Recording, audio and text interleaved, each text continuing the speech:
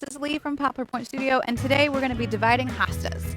We're going to be dividing them because their roots are super pot-bound in the pots, and we need them to grow big and strong and much healthier. This actually doesn't hurt the plants, but we're going to chop them right in half and split them up, and that's going to make them be even more vigorous and healthy. We actually have 9 we're going to get started with, and let's see how many it turns into.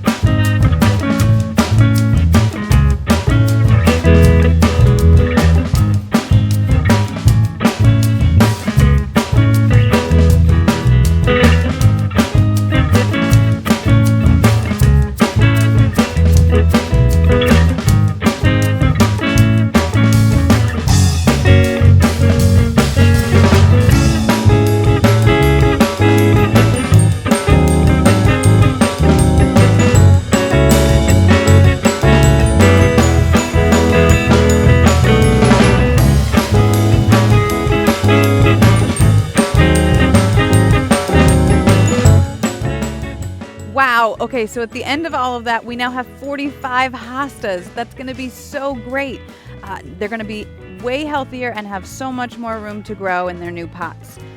Thanks for watching. Make sure you follow us on all of our social media accounts to learn more about plants.